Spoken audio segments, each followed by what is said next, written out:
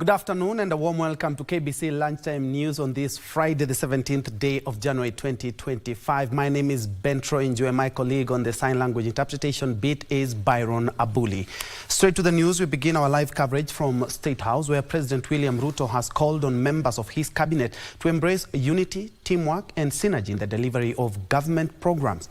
Speaking during the swearing-in of 3 new members of the cabinet, the president also challenged the new members and government officials to shun corruption and wastage while being effective communicators of the government's programs.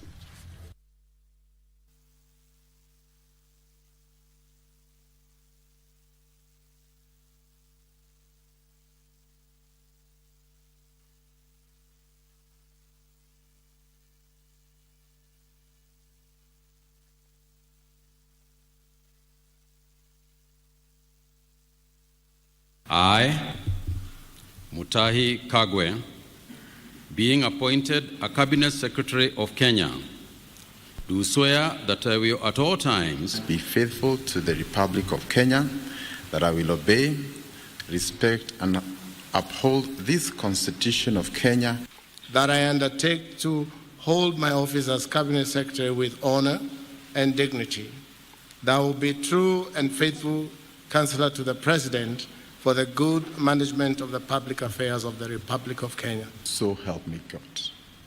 So help me God. So help me God. While we must be firm and effective in our actions, we should also approach our engagements with compassion and patience, particularly when communicating with the public. We must also do more to minimize misunderstandings and enlist all citizens in the collective task of national transformation. With limited fiscal space and ongoing austerity measures, many are being asked to make do with less than expected. It is important that we consistently clarify the state of affairs and articulate our vision, embracing short-term austerity for long-term prosperity, while prioritizing investment in the multipliers of opportunity and abandoning expenditure on consumption.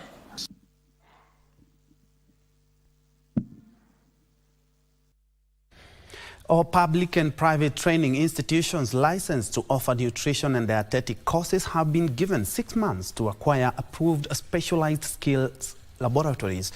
The Kenya Nutrition and Dietetics Institute, KNDI CEO Dr. David Okeo noted that skills laboratories were lacking in many training institutions, thus compromising training needs for students. Dr. Okeo observed that approved lab contained state-of-the-art mannequins necessary for the pre-training skills of nutritionists and dietitians. Speaking while dispatching Phase 1 mannequins in Mlolongo, Machakos County, Dr. Okeo disclosed that only 4 accredited training institutions out of the 83 have acquired the training equipment, a scenario he described as wanting. We want students to, first of all, understand the skills before they go to serve humanity. And in this team, we have the first phase where we have delivered mannequins to 4 institutions, that is Mount Kenya University. We also have Vision College in Ketengela. We have Noria College in Wajir. And we also have Kabete National Polytechnics. We want to strengthen the training of healthcare personnel so that those who go out to serve, they have adequate and of course well-grounded competencies for them to serve Kenyans. We expect training institutions to take this seriously because it is standardizing training. And if we want to do competency-based training, and even in preparation for the new group of students that is going to join us in the university in the year 2029, this is going to help us in that. This kind of training now will standardize so that the health workers, the primary role of a health worker is to reduce diseases and death. To health now, where Kenya has registered 2 new monkeypox cases, bringing the new caseload in the country since the outbreak was reported to 33. The new cases were reported in Kericho and Taita Taveta counties. So far, 2.9 million travelers have been screened at the point of entry, with 379 suspected samples tested. The Ministry of Health says it is collaborating with the Ministry of Education to enhance school health education and other preventive measures to prevent the spread of mpox disease in learning institutions.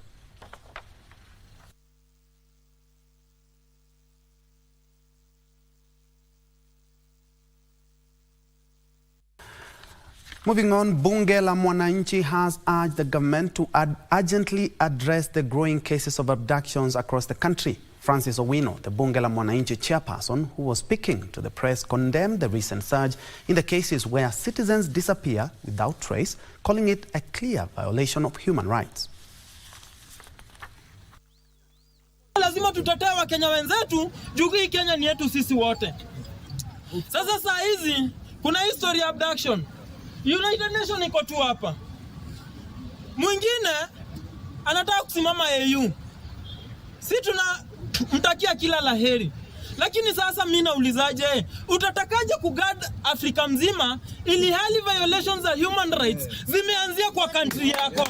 Hauwezi toa kitu kwa macho ya mtu mwingine kama jicho yako umeshindwa kuitoa.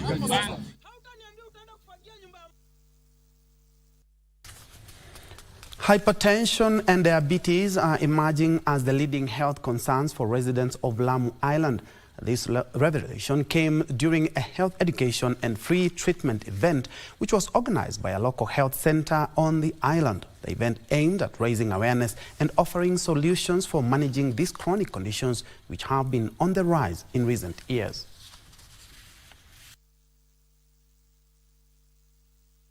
Mapema hizi sukari na pressure.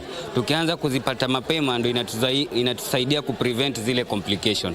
Ndio maana tuko hapa kwa siku mbili na tunataka tuwapatie pia information kuwa haya maradhi pia yanaweza kingwa. The risks that we risk ambayo unaweza pata sana is issues with your eyes, the kidneys and the heart, because those are the target organs za hypertension. Common issues that have been presented are high blood pressure and high blood sugar levels, so diabetes related. And I think a lot of it comes down to a lifestyle, a diet.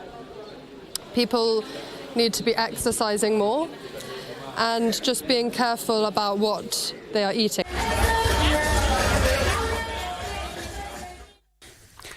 Elsewhere, Kenya Union of Post-Primary Education Teachers KUPPET Homa Bay branch has condemned the increasing cases of teachers' harassment in schools that performed poorly in the just concluded 2024 KCSE examinations. This comes amid a recent incident where angry parents stormed St. William's, Osodo and Ototo secondary schools in the county, ejecting teachers and accusing them of failing to deliver better results. The union criticized the action, emphasizing the need for constructive dialogue and collaboration to address the challenges faced by schools. This even as they reaffirmed their commitment to supporting teachers and fostering a conducive working environment to enhance education standards in the region.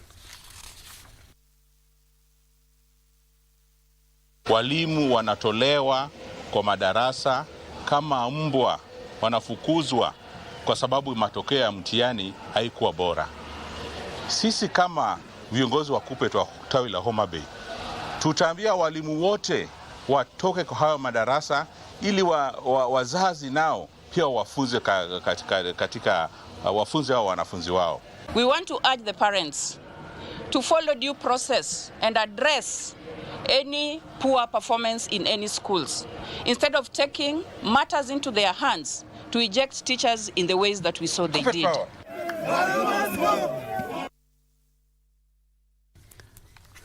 Now, the Ethics and Anti-Corruption Commission officers in the Upper Coast region have arrested 8 former Tana River County government officials and a contractor over the alleged irregular award of a 9 million shillings tender. Confirming the arrest, EACC spokesperson Eric Ngumbi said the suspect will be arraigned at the Anti-Corruption Court in Hola on Friday. He said the Anti-Corruption Agency undertook operation within Tana River and Lamu counties following investigations regarding procurement irregularities in the award of a tender to Al Karim General Construction Company. He said that during the investigations, the commission noted irregularities such as non-availability of a budget, lack of a procurement plan, and forged documents, adding that entire evaluation did not meet the procurement standard threshold. The fraudulent tender in question was awarded to a company by the name Al Karim General Construction for the purposes of fencing the Kenya Wildlife Service perimeter fence in Garsen, and that company did not meet the qualifications for the award of the tender, and the investigations have revealed that the company forged the documents which it used to collude with the county officials for the award of the tender in question. The remaining suspects include 5 officials and the directors of that company, and they are part of those officials who EACC requires to immediately report to its offices for processing.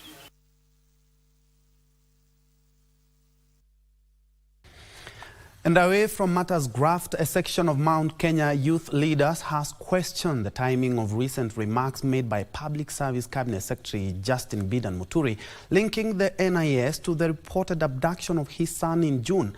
The young leaders expressed deep concern about Muturi's decision not to raise the matter in the appropriate forums, such as the Cabinet or the National Security Council during his time in office. They urged politicians to exercise caution in their rhetoric, emphasizing that matters of national security are too critical to be trivialized for political gain. We question the timing of Honorable Justin Muturi revelation. It is deeply concerning that it took him close to 7 months to come forward with such serious allegations. If these incidents indeed occurred, why wait for this long to speak, especially given the gravity of the matter? He was then the Attorney General and went ahead to accept the President's appointment to the Cabinet Secretary in the Ministry of Public Service and Human Development. As young leaders, we call for clarity, accountability, and an end to the exploitation of genuine concerns for personal and political gain. We stand committed to protecting the interests of our people and fostering harmony among all communities. Moving on, the construction of Maram Junior Secondary School in Churo, that is located at the border of Tiaty and Laikipia counties, is set to bring positive change in education in the region. The school aims to address challenges such as female genital mutilation, FGM, and insecurity, which have long hindered education progress in the area. Maram Junior Secondary School was previously in a dilapidated state, providing unfavorable learning conditions. However, with the newly built classrooms and improved infrastructure, the school has experienced a significant increase in enrollment, providing more children with access to education.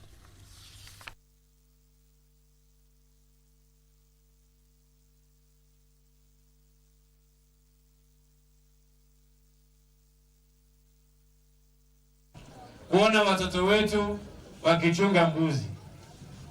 Na mimi naomba DCC na director wa elimu hapa pamoja na wazee wa mitaa waangalie kama kuna watoto ambao ni wanastahili kuingia shule, wafurushwe kutoka kuchunga mbuzi wakuje waendelee kwa shule.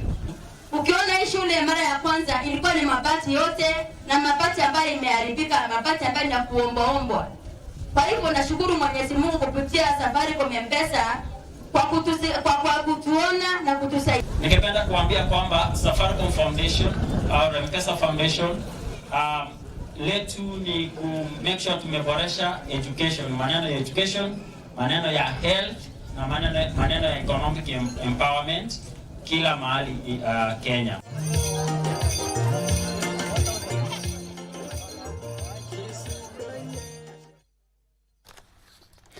Now, a 76-year-old veteran airline captain has taken up unprecedented action of chaining himself to an aircraft due to lack of safe training grounds for young Kenyan pilots. Captain Joseph Martin Ririani, founder of the Kenya School of Flying, decried land grabbing and encroachment at Wilson Airport, which has caused safety risk and delays. He emphasized the need for safer training grounds, criticizing Ori Air Park management and calling for government intervention to extend runways.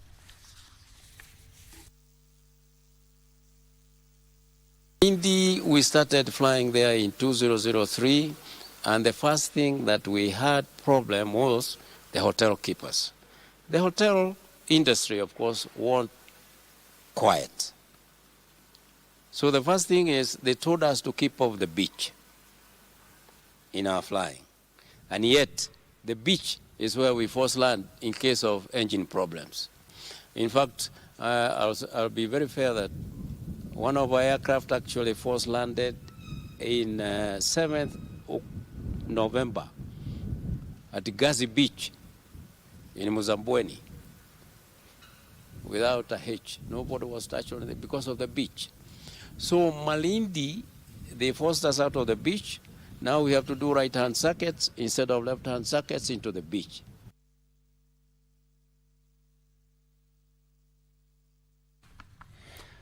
Residents of Gitambaya in Ruiru constituency, Kiambu County, have demolished a fence allegedly built on a public utility plot, which they say is being targeted by greedy individuals. The parcel of land located at Fort Jesus Estate off the eastern bypass had been fenced off with iron sheets, which residents brought down. Led by area member of County Assembly Kemani Wanduta, the residents accused cartels working in cahoot with influential people of plotting to grab the prime property, but vowed to resist the move. The plot was set aside by the Kiambu County government for the construction of various social amenities, among them an ICT hub, a community hall, and a nursery school.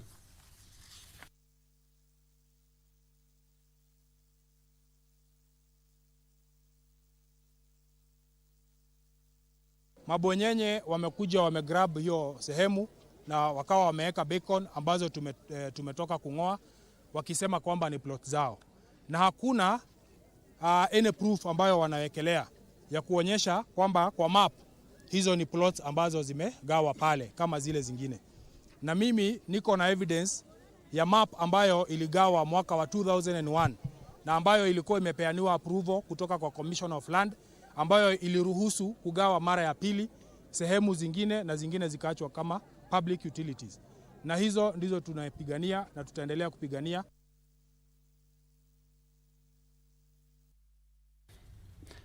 Kenya National Union of Nurses KNUN Kisii branch has called off its strike after agreeing on a deal with the county government.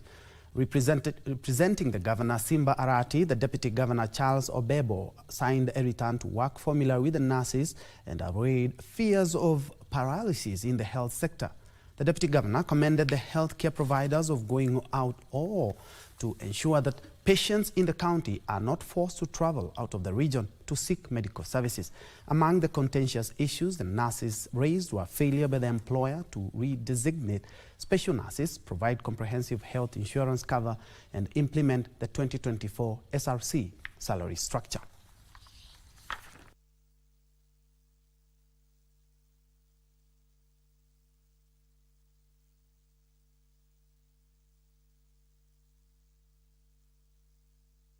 Na furaha kubwa kwamba tumeweza kuzungumza, tumeweza kuelewana na hatimaye kukubaliana kwamba mgomo wa wafanyikazi wa nurses uweze kukoma ama kukusha ile warudi kasini kusaidia watu wetu. We have realized that some of the issues that we had just needed good and timely communication. And therefore, going forward, we would like to request that we have such meetings when we don't have crises.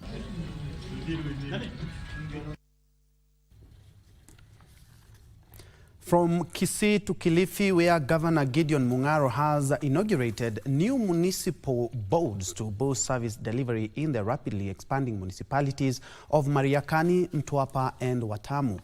The swearing-in ceremony held at the county offices marked a significant milestone in strengthening local governance and addressing the unique development needs of the three towns. Governor Mung'aro called on the municipal boards and the county land committee to work collaboratively, emphasizing the importance of transparency, inclusivity, and accountability in fulfilling their mandates.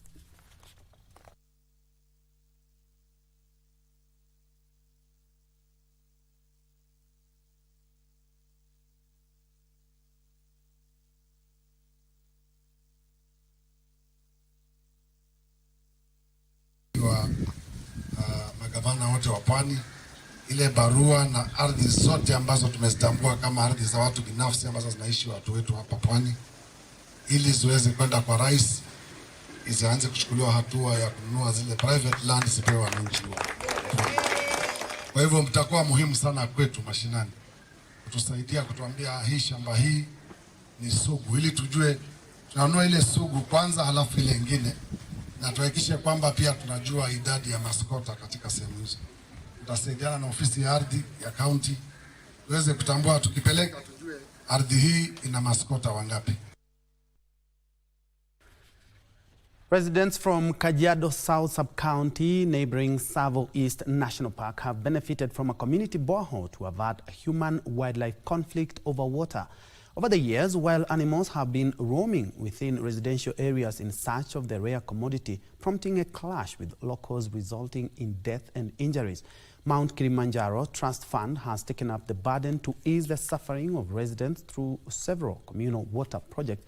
In the meantime, Kajiado County Department of Water will install water panels in all water projects and erect an electricity fence to protect the water projects from wild animals.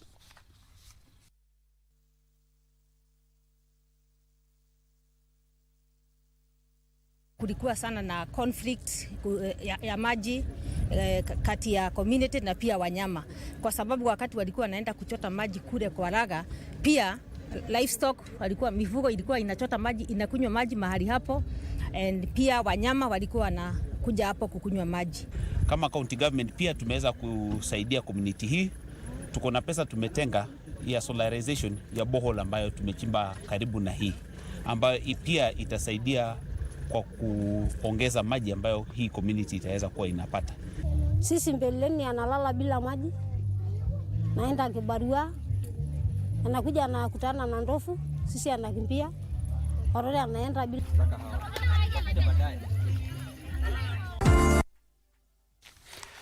Very well, at about 19 minutes past the top of the hour, we are due for a fast break. But when we come back, I'll run you through a couple of more stories. We do business, and later on I'll tell you all about the Manchester United win last night.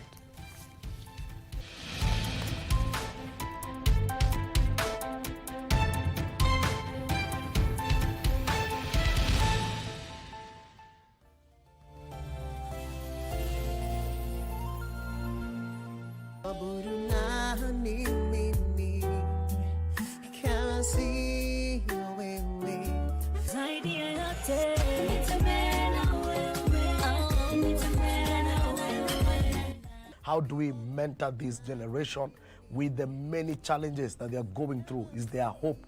Mentorship is simply, especially when you talk about youth mentorship, is matching young people with caring adults or mentors to provide support and guidance. Okay. The first foundation is to connect with our Creator, who is our maker, with God. I believe as we run our own individual races of life, you may not realize how many young people are running with you. Possibly you don't see them, but there are people watching.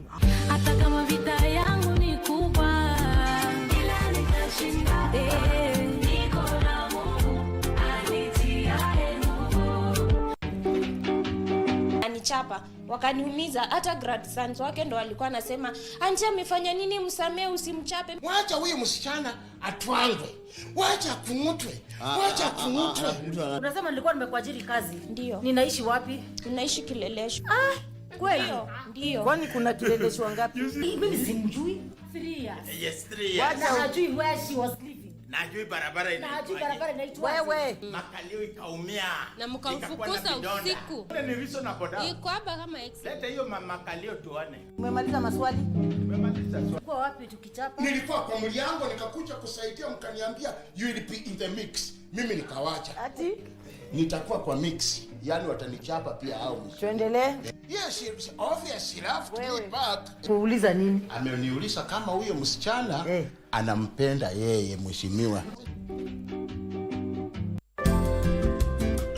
Hello, the total is 1,981. How much? 1,981. Are you sure you want to? I'm sure. Please hurry up. You remember me? That. Why aren't you talking to me? Hey, who are you? Why do you have my wife's phone? Tell me.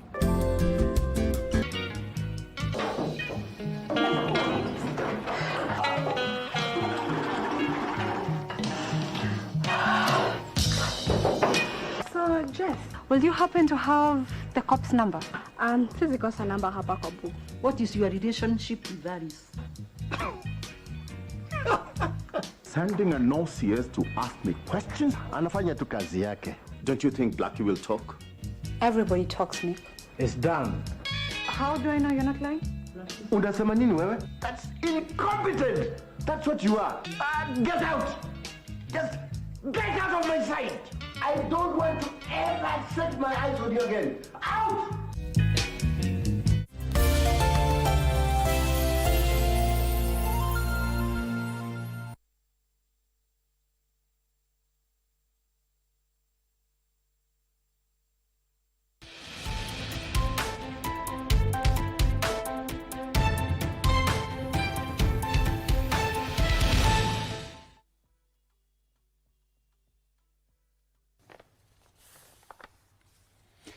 Welcome back and thanks for keeping it Lunchtime News. Moving on, Mount Kenya Forest in Nanyuki is not just a destination, it is a vibrant tapestry of adventure, nature and culture.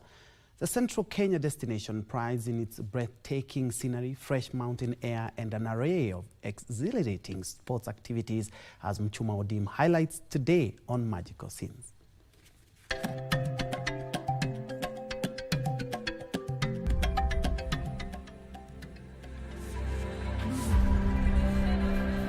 Welcome to Mount Kenya Forest, bordering Nanyuki on one side and Meru on the other. A haven for both thrill seekers as well as those yearning for tranquility from nature. People are able to see the diversity of nature, and in that, and wild animals as well. And we train people to know they can survive in what they would normally call a very harsh environment. And because when now you had Mawe alluded to the solo night, is where we literally will put you into one position on your own for a minimum of 12 hours on your own. And you learn that you will not die. Hapa tunafundisha vitu inaitwa hands on. Unajifanyia tent yako, unajenga mwenyewe, una make sure iko safi mwenyewe. Chakula chako unapika mwenyewe, kuni unatafuta mwenyewe, na mazingira yako yote unahakikisha yako safi wewe mwenyewe. The lush greenery of Mount Kenya Forest welcomes you with open arms. The towering trees alive with birds chirping and rustling leaves create a serene backdrop that is perfect for a variety of outdoor activities. When people are given things like fitness and challenges that will make them feel that now they are ready for the forest, we bring them up here into the forest. We hike into the forest using maps and compass. We camp in the forest. We also do solo nights in this forest. For us, it's kind of now a final test as to how robust you are. Because when you are standing at Lelana Point, about 5,000 meters above sea level, you have conquered. There's no question about it. Whether you are ziplining over the forest canopy or scaling the rugged terrains of Mount Kenya, the beauty of this region is simply unparalleled. For those seeking a more challenging adventure, the iconic Mount Kenya beckons. As the second highest peak in Africa, it offers a range of climbing routes suitable for mostly seasoned climbers. The ascent is not merely a physical challenge, it is a journey through diverse ecosystems.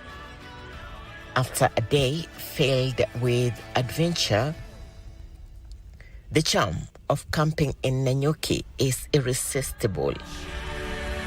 Local delicacies cooked over an open flame add to the experience, allowing guests to the flavors of Kenya while sharing laughter during campfire stories. So pack your bags, breathe in the fresh mountain air, and prepare for an unforgettable journey in the jewel of Kenya. Chuma Odin, Magical Scenes in Nanyuki.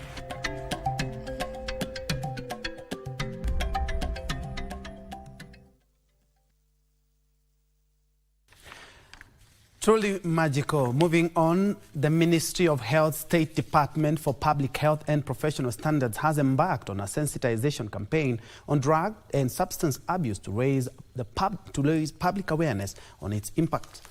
The three-day workshop that took place at Moi Gardens in Kericho Town is also tailored to safeguarding the health and well-being of the citizens as mandated by the Tobacco Control Act. The stakeholders raised concerns over the use of cigarettes, which have evolved and are being flavored with different products in the market, making them so addictive to the youth.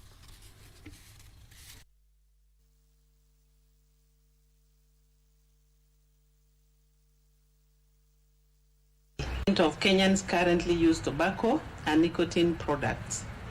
Tobacco, Alcohol and Substance Abuse Survey of 2022 has given us that figure. And each year, thousands of lives are lost to tobacco-related illness. Wasichana wetu wamekuwa wajinga. Vijana wetu wamekuwa wajinga. Wamekuwa kila kitu because of madawa. Si hata vijana. Wazazi wetu, including ourselves.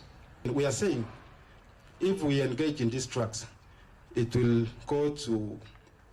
lead to economical loss in our country. Because one, if we are taken for rehabilitation centers, that one will obviously affect the economy of our country.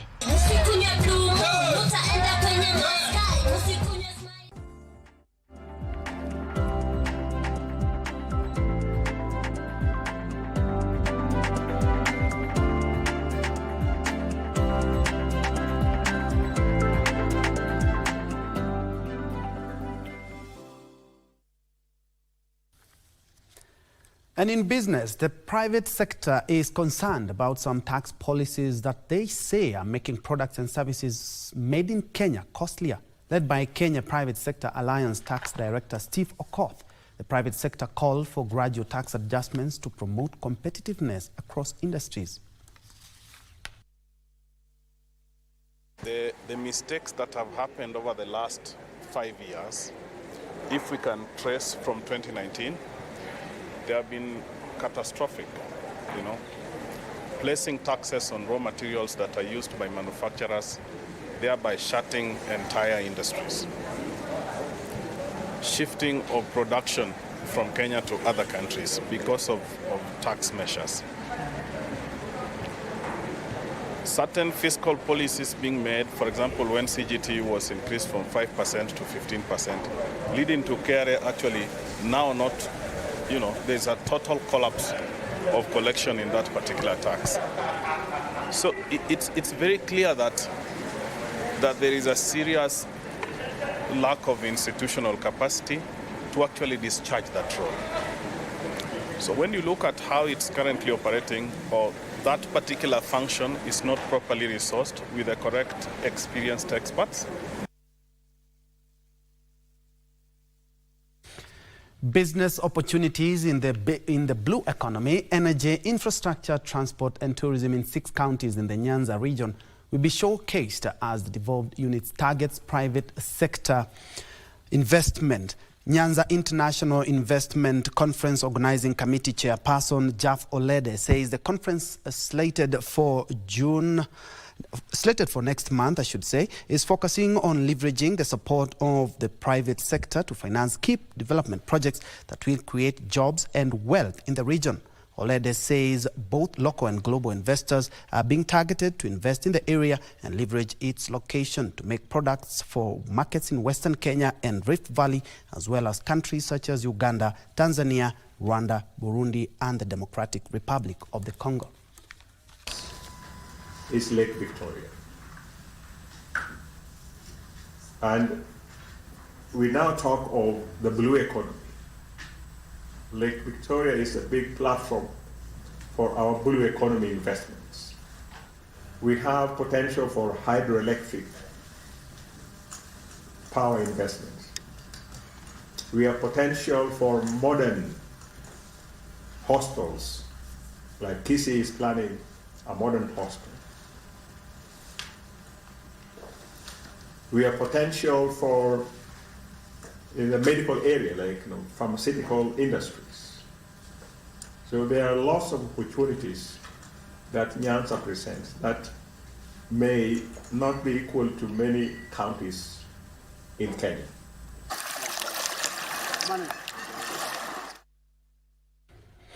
At least 25 companies from Japan are in Kenya scouting for business opportunities at the mixed-use Tatu City Special Economic Zone. The delegation, comprising 40 executives from diverse business sectors including manufacturing, technology and innovation, are keen on investing in Kenya and use the country as a gateway to regional and global markets. Currently, there are 88 companies operating or under development who have invested over 400 billion shillings at Tatu City, employing over 25,000 people.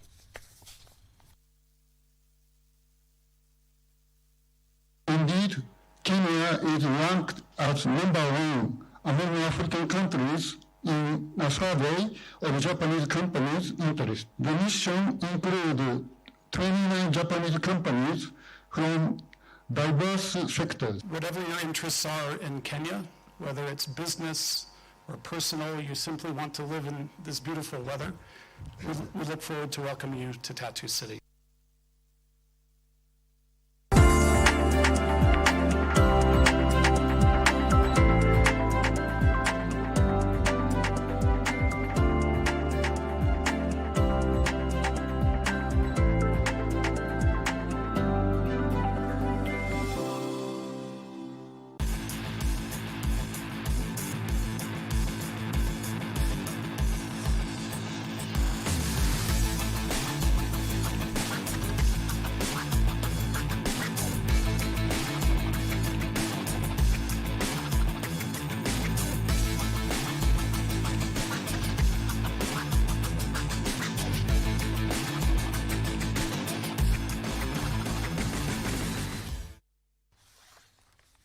Switching gears to sports now, the Kenyan women's Coco team is playing Iran in the quarterfinals of the inaugural Coco World Cup at the Indira Gandhi Stadium after an unbeaten run. The Kenya ladies beat Uganda 46-31 in a very tight match in an all-East African affair before they recorded an emphatic 73-14 win over Australia. They had thrashed the Netherlands 119-16 in another match. The Kenyan men, on the other hand, lost their unbeaten run to England, who beat them 64-23. They had earlier on defeated Germany 72-22 and Malaysia 57-28. Poland narrowly beat Indonesia 60-58 as England beat Australia 81-30. South Africa also had a good run to register 56-28 win over New Zealand, while Bangladesh dropped Sri Lanka 79-14 in an all-Asian affair. Well done. They've been aggressive. They've been impressive. AZD, number 6 jersey, is the Vizier in this turn. Another 2 points for Rakumo Diamo. Going forward. Oh, here he is the back. Raj is coming, but this time the Vizier says 4 points to win. What is going to happen? Can you believe that? The last point.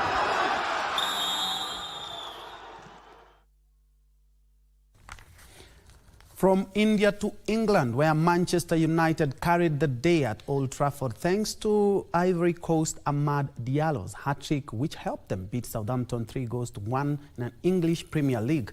The Red Devils seemed headed to another defeat as Southampton held forth for the first half with an own goal by Ugarte, but Diallo saved them from the blushes with his late hat-trick in the 82nd. Well, that's where we put a cap on KBC Lunchtime News this Friday. Many thanks for joining us. My name is Ben Troy Njue. Brian Muraru has been, Byron Abuli has been our sign language interpreter for this live newscast. Of course, you can check out our social media spaces for more news, but more news will be coming your way at 7 and also at 9. Do have yourself a fantastic weekend ahead.